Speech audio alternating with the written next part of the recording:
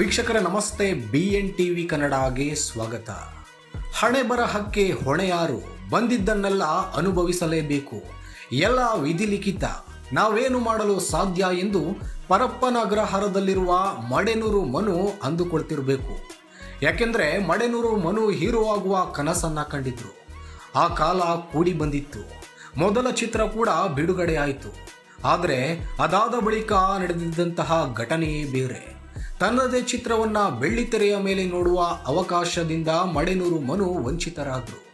ಮಡೆನೂರು ಮನು ಜೊತೆ 30 ರೀಲ್ಸ್ ಮಾಡ್ತಿದ್ದ ಚೆಲುವೆಯೇ ಚಿತ್ರದ ಬಿಡುಗಡೆಯ ಹಿಂದಿನ ದಿನ ತಿರುಗಿ ಬಿದ್ರು.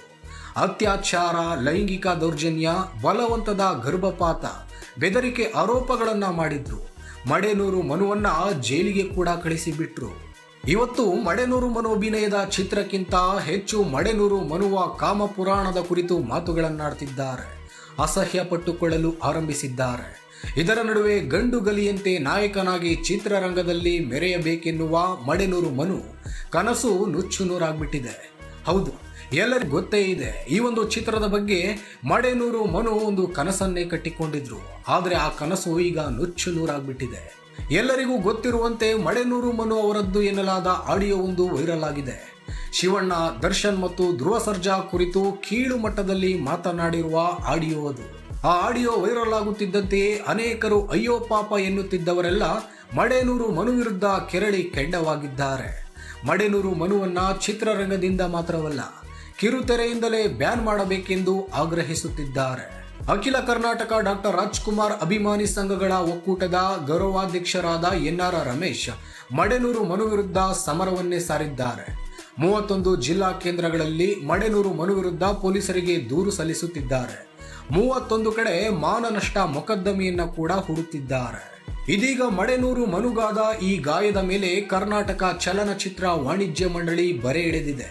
ಚಿತ್ರರಂಗದಿಂದ ಮತ್ತು ಕಿರುತೆರೆಯಿಂದ ಮಡೆನೂರು ಮನುರನ್ನ ದೂರ ಇಡಲು ಅಧಿಕೃತವಾಗಿ ತೀರ್ಮಾನವನ್ನ ಮಾಡಿದೆ.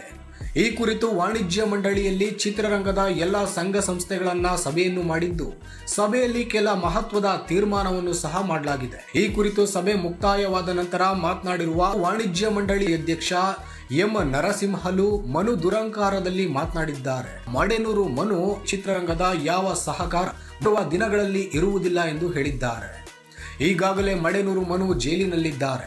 ತಮ್ಮ ಯಾವ ಅಂಗಸಂಸ್ಥೆಗಳು ಕೂಡ ಮಡೆನೂರು ಮನುಗೆ ಸಹಾಯ ಮಾಡುವುದಿಲ್ಲ, ನಾವು ಅಸಹಕಾರ ತೋರಿಸಬೇಕು ಎಂದು ತೀರ್ಮಾನಿಸಲಾಗಿದೆ. ಈಗಾಗಲೇ ಜೈಲಿನಲ್ಲಿರುವ ಮಡೆನೂರು ಮನು ಸಾಕಷ್ಟು ನೊಂದಿದ್ದಾರೆ. ಎಲ್ಲ ಅಂಗಸಂಸ್ಥೆಗಳಿಂದಲೂ ಸಹಾಯ ಮಾಡುವುದಿಲ್ಲ, ಅನಿರ್ದಿಷ್ಟಾವಧಿ ಅಸಹಕಾರ ಎಂದು ತೀರ್ಮಾನ ಮಾಡಲಾಗಿದೆ ಎಂದು ಹೇಳಿದ್ದಾರೆ. ಮಡೆನೂರು ಮನು ವಿರುದ್ಧ ವಾಣಿಜ್ಯ ಮಂಡಳಿ ಮೂಲಕ ಕೂಡ ನಾವು ಪೊಲೀಸರಿಗೆ ದೂರು ಕೊಡುತ್ತಿದ್ದೇವೆ ಎಂದು ಹೇಳಿಕೊಂಡಿದ್ದಾರೆ.